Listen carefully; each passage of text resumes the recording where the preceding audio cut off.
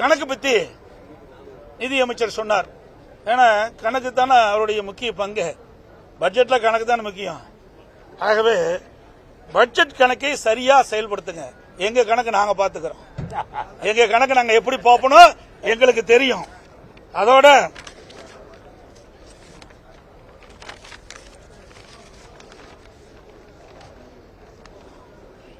ஆடு நனைகிறது என்று ஓனாய் அழுதுதான்.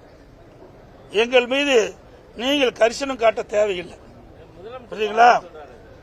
எங்கள் கணக்கை நாங்க பார்த்துக்கிறோம். அது எப்படி பார்க்கணும் எங்களுக்கு தெரியும்.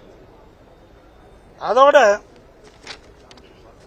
நீங்க எப்படியெல்லாம் கடந்த காலத்தில் இருந்தது என்று சற்று எண்ணி பார்க்க வேண்டும்.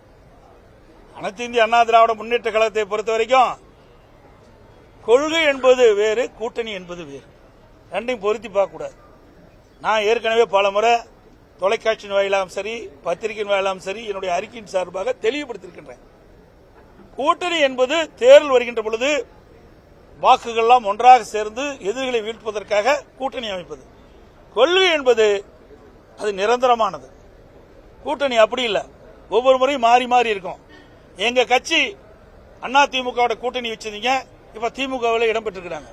திமுக இடம்பெற்றிருக்கின்ற கூட்டணி அங்கம் வைக்கின்ற கட்சியெல்லாம் எங்களோடையும் கூட்டணி போட்டு தேர்தல் நின்றுக்கிறாங்க. இதுதான் நிலைமை. கொள்கை வேற, கூட்டணி வேற. இது எங்களுடைய நிலைமை. திமுக அப்படி இல்லை. அடிக்கடி முதலமைச்சர் சொல்றாரு, எங்க கொள்கையோட ஒத்த கொள்கையுடைய கட்சி தாங்கிறாரு. அப்படின்னா ஒரே கட்சியா இருந்துக்கலாம்.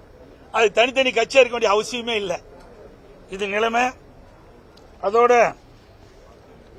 நீங்க பாத்தீங்கன்னா திராவிட முன்னேற்ற கழகம் கூட்டணி பத்தி சொல்லிட்டு இருக்காரு. மேல் மாடியில் அறிவாலயத்தின் மேல் மாடியில் சிபி விசாரணை நடந்துட்டு இருக்குது. கீழ் மாடியில் காங்கிரஸோட கூட்டணி பேசிட்டு இருக்காங்க. இது அவருடைய நிலைமை. அண்ணா திமுக ஒருபோதும் தன்மானத்தை இழக்காது. அது தலைவர் காலத்திலும் சரி, அம்மா காலத்திலும் சரி. எங்களுக்கு வேணும்னா வேணும், வேண்டாம்னா வேண்டாம்.